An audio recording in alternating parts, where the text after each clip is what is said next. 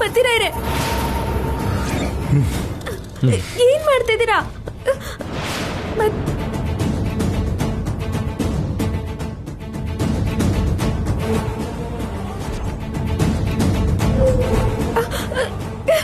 ಪತಿರಾಯ್ರೆ, ಏನ್ ಮಾಡ್ತಿದ್ದೀರಾ? ಬಿಟ್ಬಿಡಿ.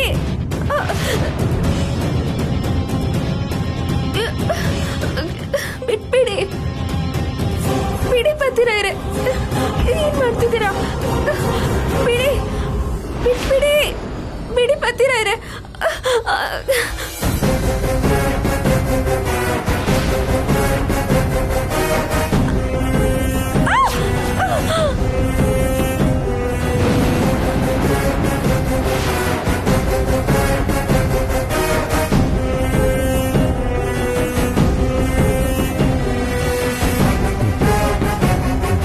ಪತಿರಾಯ್ರೆ, ಪತಿರಾಯ್ರೆ, ಏನ್ ಯೋಚನೆ ಮಾಡ್ತಿದ್ದೀರಾ? ನೀವೇನ್ ಅನ್ಕೋತಿದ್ದೀರೋ ಹೇಳ. ನಾನು ಅನ್ಕೊಂಡಿದ್ ನಡೆದ್ರೆ ಚೆನ್ನಾಗಿರುತ್ತೆ ಅಂತ ಯೋಚನೆ ಮಾಡ್ತಿದ್ದೀನಿ. ಅದೇನು ಅಂತ ಹೇಳಿ, ನನ್ ಕೈಲಾದ್ರೆ ನಾನು ಹೆಲ್ಪ್ ಮಾಡ್ತೀನಿ. ನಿನ್ ಕೈಲಾಗಲ್ಲ ಪ್ರಿಯಾ. ಗಂಡ ಹೇಳಿದ್ದನ್ ಮಾಡೋದು ಹೆಂಡತಿಯಾಗಿ ನನ್ ಕರ್ತವ್ಯ. ನಾನು ಅನ್ಕೊಂಡಿದ್ ಹೇಳಿದ್ರೆ ಎದೆ ಒಡ್ಕೊಂಡ್ ಸಾಯ್ತ್ಯಾ. ಸರಿ ಬಿಡಿ ಪತಿರಾಯ್ರೆ, ಬನ್ನಿ 3-4 ಗಂಟೆ ಪ್ರಕೃತಿ ಸೌಂದರ್ಯ ಸವಿತಾ ಇಲ್ಲೇ ಎಂಜಾಯ್ ಮಾಡೋಣ. ನನ್ ಪುಣ್ಯ, ನಾಳೆವರೆಗೂ ಇಲ್ಲೇ ಇರೋಣ ಅನ್ನಿಲ್ವಲ್ಲ. ನೋಡಾಯ್ತಲ್ಲ, ನಡಿ ಹೋಗೋಣ. ಪತಿರಾಯ್ರೆ, ಇಂಥ ಪ್ಲೇಸಿಗೆ ಬಂದಾಗ ಇನ್ನೂ ಸ್ವಲ್ಪ ತಿರೋಣ ಅನ್ನೋದ್ ಬಿಟ್ಟು ಹೋಗೋಣ ಅಂತಿದ್ದೀರಲ್ಲ. ಒಂಚೂರು ರೊಮ್ಯಾಂಟಿಕ್ ಸೆನ್ಸೇ ಇಲ್ಲ. ಏಯ್, ಸೂಸೈಡ್ ಪಾಯಿಂಟ್ ಹತ್ರ ರೊಮ್ಯಾಂಟಿಕ್ ಸೆನ್ಸ್ ಏನಿದೆ? ಜಾಸ್ತಿ ಹೊತ್ತಿಲ್ಲಿರೋದು ಒಳ್ಳೇದಲ್ಲ. ನಡಿ ಹೋಗೋಣ. ಇಷ್ಟ ಬೇಗನಾ?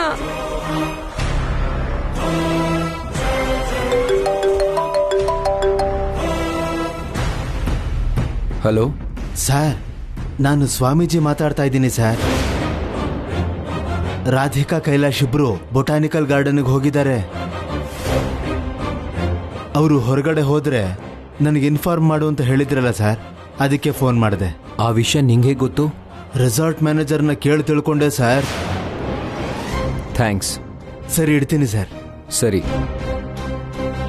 ರಾಧಿಕಾ ಗಂಡನ ಜೊತೆ ಸಂತೋಷವಾಗಿರೋದಕ್ಕೆ ಬಿಡಬಾರ್ದು. ಇವತ್ತು ರಾತ್ರಿ ಅವ್ರು ಸೇರೋದಕ್ಕೂ ಬಿಡಬಾರ್ದು. ಅದಕ್ಕೆ ತಕ್ಷಣ ಹೋಗಿ ಅವರಿಬ್ಬರನ್ನ ನಾನು ಡಿಸ್ಟರ್ಬ್ ಮಾಡಲೇಬೇಕು. ಜೊತೆಯಲ್ಲಿ ತಲೆಹರಟೆ ಇದ್ರೆ ಕೆಲಸ ಆಗಲ್ಲ. ಪತಿರಾಯ್ರೆ, ಎಲ್ಲಿಗೆ ಹೋಗ್ತಿದ್ದೀರಾ? ನಂಗೆ ಸ್ವಲ್ಪ ಅರ್ಜೆಂಟ್ ಕೆಲಸ ಇದೆ, ಮುಗಿಸ್ಕೊಂಡು ಬಂದ್ಬಿಡ್ತೀನಿ.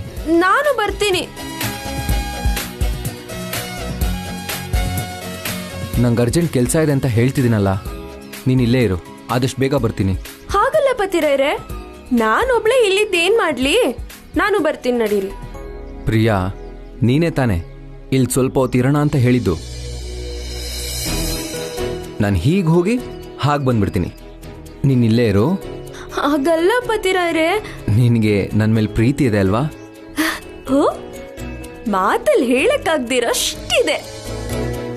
ನನ್ನ ಮೇಲಿರೋ ಈ ಪ್ರೀತಿ ನಿಜ ಆದರೆ ನಾನು ಬರೋವರೆಗೂ ಇಲ್ಲೇ ಇರು. ಇಲ್ಲ ಅಂದ್ಕೋ, ನನ್ನ ಮೇಲೆ ಆಣೆ.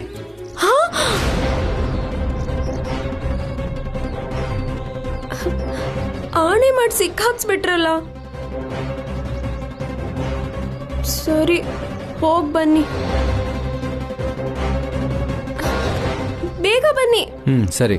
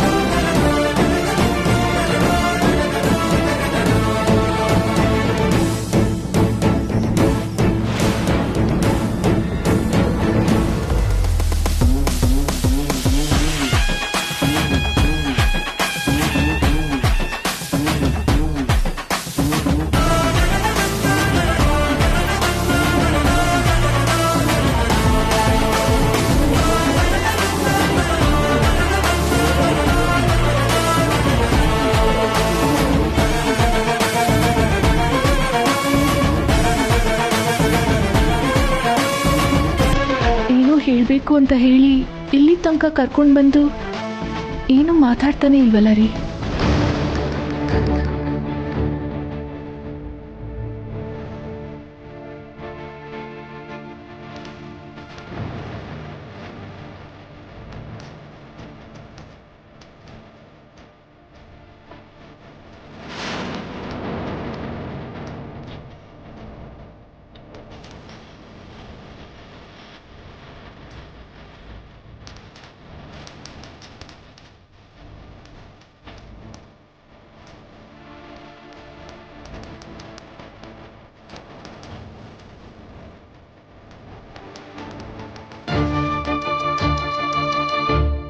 ರಾಧಿಕಾ, ಈ ಲವ್ ಸಿಂಬಲ್ಲು ನಮ್ಮಿಬ್ಬರ ಹೆಸರು ನಾನು ಯಾಕಿಷ್ಟು ಪ್ರೀತಿಯಿಂದ ಬರ್ದೆ ಗೊತ್ತಾ? ಗೊತ್ತು ರೀ, ನಾವು ಸತ್ ಮೇಲೂ ಕೂಡ ನಮ್ಮ ಪ್ರೀತಿ ಹೀಗೆ ಇರಬೇಕು ಅಂತ. ಇದು ನೋಡಿ, ನಿನ್ ಮೇಲೆ ನನಗಿರೋ ಪ್ರೀತಿಗೆ ನಾನು ಕೊಟ್ಟಿರೋ ಮಹತ್ವ ಸ್ವಲ್ಪನಾದ್ರೂ ನಿನ್ ಮನ್ಸಿಗೆ ತಟ್ಲಿಲ್ವಾ? ಹಾಗ್ಯಾಕೆ ಕೇಳ್ತಿದ್ದೀರಾ ರೀ? ನೀವು ನನಗೆ ತೋರಿಸಿರೋ ಪ್ರೀತಿಗೆ ಯಾವಾಗಲೂ ನನ್ನ ಹೃದಯದಲ್ಲಿ ವಿಶೇಷವಾದ ಸ್ಥಾನ ಇರುತ್ತೆ. ನನ್ನ ಪ್ರೀತಿನ ನೀನು ಚೆನ್ನಾಗಿ ಅರ್ಥ ಮಾಡ್ಕೊಂಡಿದ್ಯಾ. ಮತ್ತೆ ಇಷ್ಟು ದಿನದ ಸಂಸಾರದಲ್ಲಿ ನನ್ನ ಬಗ್ಗೆ, ನನ್ನ ವ್ಯಕ್ತಿತ್ವದ ಬಗ್ಗೆ ನಿಂಗೆ ಅರ್ಥ ಆಗಿಲ್ವಾ? ಯಾಕೆ ಅರ್ಥ ಆಗಿಲ್ಲ ರೀ? ನಿಮ್ಮ ಮನಸ್ಸು ಸ್ವಚ್ಛವಾದ ಬಿಳಿ ಕಾಗ್ದ, ನಿಮ್ಮ ವ್ಯಕ್ತಿತ್ವ ಪೌರ್ಣಮಿ ಚಂದ್ರನ್ ಥರ. ಹಾಗಾದ್ರೆ ನಿಂಗೆ ಗೊತ್ತಿರೋ ವಿಷಯನೇ ಮತ್ತೊಂದ್ಸಲ ನಿಂಗೆ ಹೇಳ್ತೀನಿ, ಕೇಳು. ನನಗೆ ಸುಳ್ಳು ಹೇಳೋರ್ನ ಕಂಡ್ರೆ ಕೋಪ. ಯಾಕಂದ್ರೆ ನಮ್ಮಮ್ಮ ನನಗೆ ಸತ್ಯಮೇವ ಜಯತೆ, ಸತ್ಯನೇ ಯಾವಾಗಲೂ ಗೆಲ್ಲುತ್ತೆ ಅಂತ ಚಿಕ್ಕ ವಯಸ್ಸಿಂದ ಹೇಳ್ಕೊಟ್ಟು ಬೆಳೆಸಿದ್ದಾರೆ. ಮೋಸ ಮಾಡೋರ್ನ ಕಂಡ್ರೆ ನನಗೆ ಅಸಹ್ಯ. ನಿಯತ್ತಾಗಿರೋಕ್ಕಾಗ್ದಿದ್ದ ಮೇಲೆ, ನಿಜ ಹೇಳೋಕ್ಕಾಗ್ದಿದ್ದ ಮೇಲೆ ಅಂಥವ್ರಿಗೆ ಜನ್ಮನೇ ವ್ಯರ್ಥ ಅಂತ ನಮ್ಮಮ್ಮ ನನಗೆ ಕಲಿಸಿದ್ದಾರೆ. ಮತ್ತೆ ಈ ಎರಡು ಗುಣನೂ ಇರೋರ್ನ ನಮ್ಮ ಮನೆ ಹೊಸ್ಲು ತುಳಿಯೋಕ್ಕೂ ಬಿಡಲ್ಲ ಅಂತ ಇಷ್ಟು ದಿನದಲ್ಲಿ ನಿಂಗೆ ಯಾವತ್ತೂ ಅನ್ನಿಸ್ಲೇ ಇಲ್ವಾ? ಹೇಳು ರಾಧಿಕಾ, ನಿನಗನ್ಸಿದ್ಯಾ ಇಲ್ವಾ? ಅನ್ಸಿದೆ ರೀ. ಅನ್ಸಿದೆ ಅಂದಮೇಲೆ ನಾನೇನು ಅಂತ ಅರ್ಥ ಆದ್ಮೇಲೆ ಬಿಳಿ ಹಾಳೆ ಥರದಿರೋ ನನ್ನ ಮನಸ್ಸಿಗೆ ನೀನ್ ಯಾಕೆ ಮಸಿ ಬಳ್ದೆ? ಪೌರ್ಣಮಿ ಚಂದ್ರನಂಥ ವ್ಯಕ್ತಿತ್ವಕ್ಕೆ ಏನಕ್ಕೆ ಮೋಸ ಮಾಡ್ದೆ?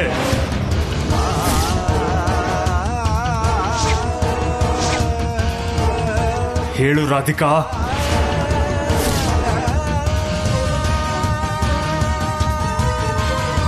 ಇವಾಗ್ಲಾದ್ರೂ ನಿಜಾನ ಹೇಳು. ನಾವಿಲ್ಲಿಗೆ ಬಂದಿದ್ ಮೊದಲನೇ ದಿನ ರಾತ್ರಿ ಕೀ ಕಾರ್ಡ್ ಮಿಸ್ ಆಗಿದೆ ಅಂತ ನಿನಗ್ ಗೊತ್ತಿತ್ತು, ಆದ್ರೂ ಬಾಯಿ ಬಿಟ್ಟು ಹೇಳಲಿಲ್ಲ. ಎರಡನೇ ದಿನ ಅದು ಒಳ್ಳೆ ದಿನ ಅಲ್ಲ ಅಂತ ಹೇಳ್ದವನು ಕಳ್ಳ ಸ್ವಾಮಿ.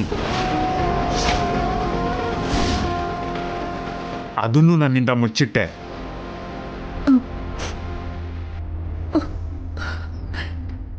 ಹೇಳ್ಬೇಕು ಅನ್ಕೊಂಡಿರಿ, ಆದ್ರೆ ಯಾವಾಗ? ನಾನು ಹೇಳಿದ ಮೇಲೆ ಹೇಳೋಣ ಅನ್ಕೊಂಡ್ಯಾ? ಯಾರೋ ಹುಡುಗ ನಿನ್ನ ಜೀವನದಲ್ಲಿ ಇದ್ದ ಅಂತ ಫೋಟೋಗ್ರಾಫರ್ ಹೇಳ್ದಾಗ್ಲೂ ನೀನು ನಾಟಕ ಮಾಡಿ ಸತ್ಯ ಮುಚ್ಚಿಟ್ಟೆ.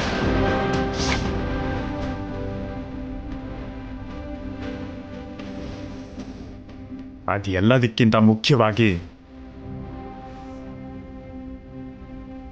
ನನ್ನ ಎದೆನ ಚೂರ್ ಚೂರ್ ಮಾಡಿದ ವಿಷಯ ನಿನ್ನ ಪ್ರೀತಿ. ನಿನ್ನ ಪ್ರೀತಿ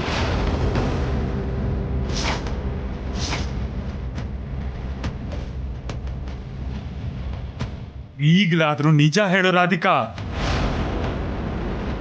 ನಮ್ಮ ಮದುವೆಗಿಂತ ಮುಂಚೆ ನೀನು ಮತ್ತೊಬ್ಬನ ಜೊತೆ ಪ್ರೇಮ ವ್ಯವಹಾರ ನಡೆಸಿದ್ಯೋ ಇಲ್ವೋ?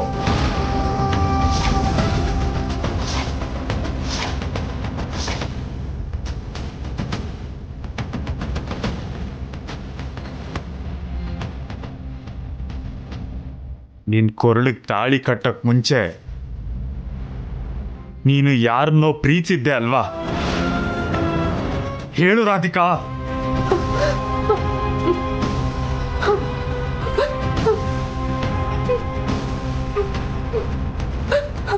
ಹೌದು ರೀ.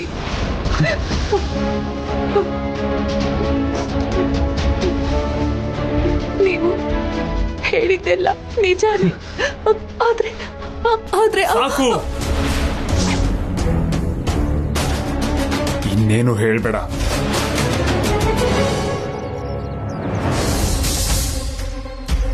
ಇನ್ನೇನೇನೋ ಹೇಳಿ ತಿಪ್ಪೆ ಸಾರಿಸೋ ಪ್ರಯತ್ನ ಮಾಡಬೇಡ. ನಾನು ಯಾಕೆ ಹಾಗೆ ಮಾಡಿದೆ ಅಂತ ಒಂದ್ಸಲ ನನಗೆ ಹೇಳೋದಕ್ಕೆ ಬಿಡಿ. ನಿಮ್ಮಿಂದ ನಿಜಾನ ಮುಚ್ಚಿಟ್ಟು ನನ್ನ ಎದೆಯಲ್ಲಿ ಎಷ್ಟು ಭಾರ ಹೊರತಿದ್ದೀನಿ ಅಂತ ಅರ್ಥ ಮಾಡಿಸೋ ಅವಕಾಶನ ದಯವಿಟ್ಟು ಮಾಡ್ಕೊಳ್ಳಿ. ಇಷ್ಟೆಲ್ಲ ಆಗಿ ನನ್ನ ಎದೆ ಒಡೆದು ಹೋದ್ಮೇಲೂ ಕೂಡ ಇನ್ನೂ ನಿನ್ ಮಾತು ನಂಬು ಅಂತ್ಯ ರಾಧಿಕಾ?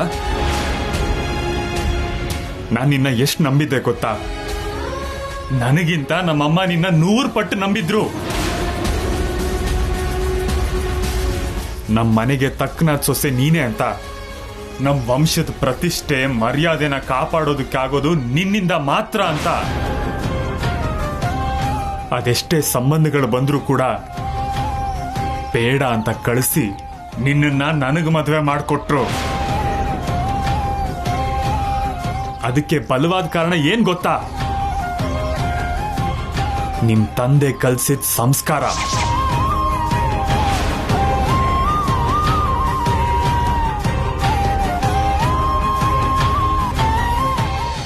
ಹೆಣ್ಣೋಡಕ್ ಬಂದಾಗ ನೀನ್ ನೋಡಿದ ಕೂಡ್ಲೆ ನನಗೆ ಸರಿಯಾದ ಅರ್ಧಾಂಗಿ ನೀನೇ ಅಂತ ನಿನ್ನ ನನ್ನ ಗುಂಡಿಗೆಲಿಟ್ಕೊಂಡು ಆರೋಗ್ಸೋಕ್ ಶುರು ಮಾಡಿದೆ ನಾನು. ನಿನ್ನ ನೋಡಿದ ಕೂಡ್ಲೆ ಹೇಳೋಕ್ಕಾಗ್ದಷ್ಟು ಸಂತೋಷ. ನೀನು ಮಾತಾಡ್ತಾ ಇದ್ರೆ ಪ್ರಪಂಚನೇ ಮರ್ತು ಹೋಗೋಷ್ಟು ಆನಂದ. ನೀನು ಸುಮ್ನೆ ಮುಗುಳ್ನಗೆ ನಕ್ರೆ ಚಿಕ್ಕ ಮಕ್ಕಳ ತರ ಕುಣಿದಾಡೋ ಅಷ್ಟು ಸಂಭ್ರಮ. ಎಲ್ಲದಕ್ಕಿಂತ ಹೆಚ್ಚಾಗಿ ನನ್ನ ಹೆಂಡತಿ ನನಗೆ ಮೋಸ ಮಾಡಲ್ಲ ಅನ್ನೋ ನಂಬಿಕೆ. ಆದ್ರೆ ನಾನು ನಿನ್ ಮೇಲೆ ಇಟ್ಕೊಂಡಿದ್ದ ನಂಬಿಕೆಗೆ ನಿನ್ನ ಪ್ರೀತಿ ವಿಷಯ ಮುಚ್ಚಿಟ್ಟು ಕ್ಷಮಿಸೋಕಾಗ್ದಷ್ಟು ದೊಡ್ಡ ದ್ರೋಹ ಮಾಡಿದ್ಯಾ. ನಮ್ಮ ವಂಶದ ಪ್ರತಿಷ್ಠೆನ, ಗೌರವನ, ನಮ್ಮಮ್ಮ ನಿನ್ನ ಬಗ್ಗೆ ಇಟ್ಕೊಂಡಿದ್ದ ಆಸೆನ ನೀನು ಸರ್ವನಾಶ ಮಾಡಿದ್ಯಾ.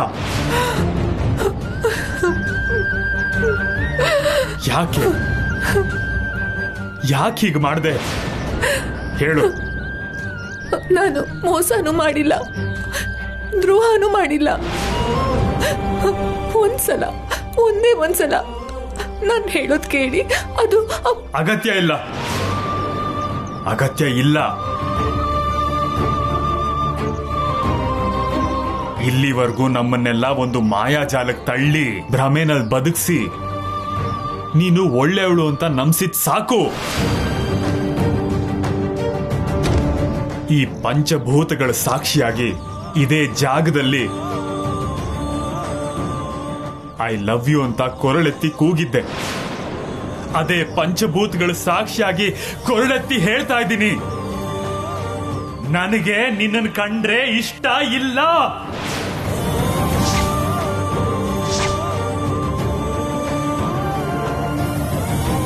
I hate you, hate you, hate you.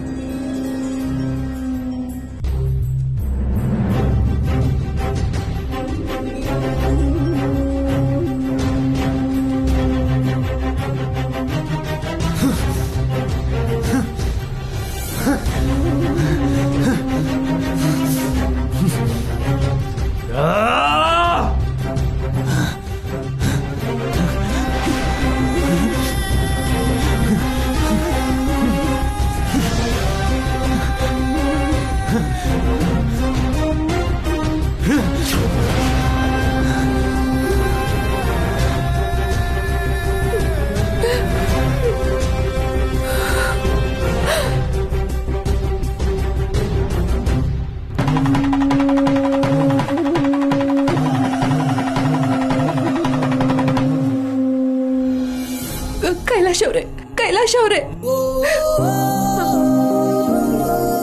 ನಾನ್ ಮೋಸ ಮಾಡಿಲ್ಲ, ನಾನ್ ಮೋಸ ಮಾಡಿಲ್ಲ ರೀ.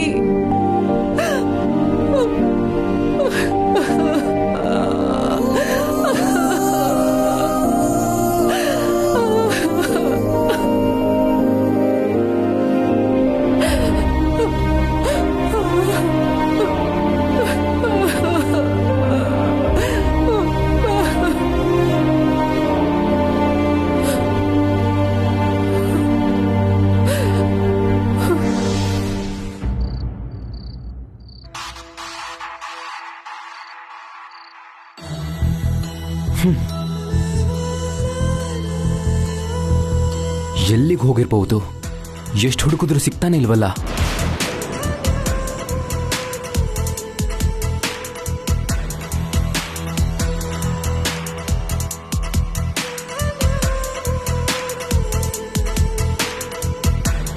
ಸರ್ ಸರ್ ಸರ್ ಏನ್ ಸರ್ ನೀವು ಒಬ್ಬರೇ ಇದ್ದೀರಾ? ಮೇಡಮೇ ಕಾಣ್ತಿಲ್ಲ. ಯಾವ ಮೇಡಮ್? ನಿಮ್ಗೆ ಎಷ್ಟು ಜನ ಮೇಡಮ್ಸ್ ಇದ್ದಾರೆ ಸರ್? ಹಾ ಹಾ ಸಾರಿ ಸರ್, ಅಂದ್ರೆ ನಾನು ಕೇಳಿದ್ದು ನಿಮ್ಮ ಹೆಂಡತಿ ಎಲ್ಲಿ ಅಂತ.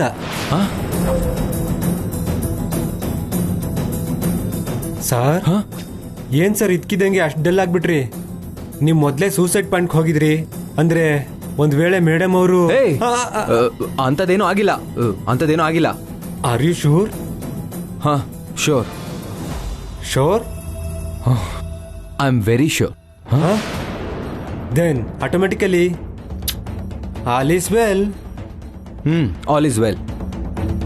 All is well. All is well. All is well. All is well. All is well. All is well. ನೀನ್ ಕಳ್ಸ್ಕೋ.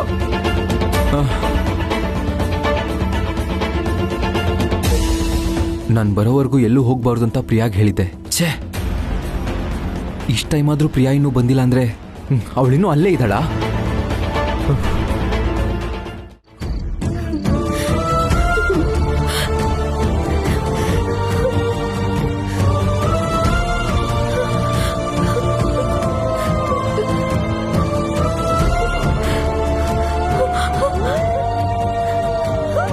ನನ್ನ ಮೇಲಿರೋ ಈ ಪ್ರೀತಿ ನಿಜ ಆದ್ರೆ ನಾನು ಬರೋವರೆಗೂ ಇಲ್ಲೇ ಇರು. ಇಲ್ಲ ಅಂದ್ಕೋ, ನನ್ನ ಮೇಲಾಣೆ. ನನ್ನ ಪತಿರಾಯರು ಇಲ್ಲೇ ಇರಬೇಕು ಅಂತ ಆಣೆ ಬೇರೆ ಮಾಡಿಸ್ಕೊಂಡಿದ್ದಾರೆ. ನಂಗೆ ತುಂಬ ಹಸುವಾಗ್ತಿದೆ, ಸಿಕ್ಕಾಬಟ್ಟೆ ಬಾಯಾರಿಕೆ ಆಗ್ತಿದೆ, ಕತ್ಲು ಬೇರೆ ಆಗ್ತಿದೆ. ಅವ್ರಿನ್ನೂ ಬರಲೇ ಇಲ್ವಲ್ಲ, ಯಾವಾಗ ಬರ್ತಾರೋ ಏನೋ.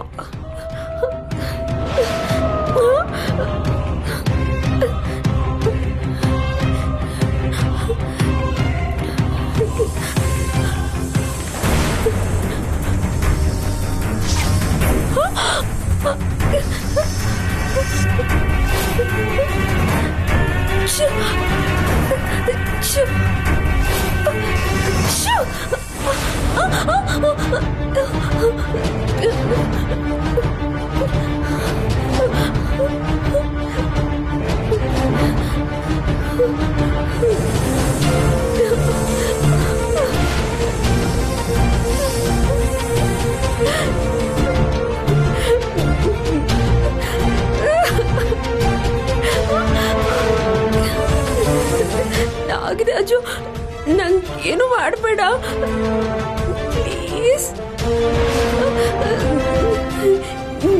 ನೀನ್ ನೋಡ್ತಿದ್ರೆ ನಂಗೆ ಭಯ ಆಗ್ತಿದೆ. ನಿನ್ ಕೈ ಮುಗಿತೀನಿ. ಬೇಕು ಅಂದ್ರೆ ನಾಗರ ಪಂಚಮಿ ದಿನ ಹುತ್ತಕ್ಕೆ ಹಾಲು ಹಾಕ್ತೀನಿ.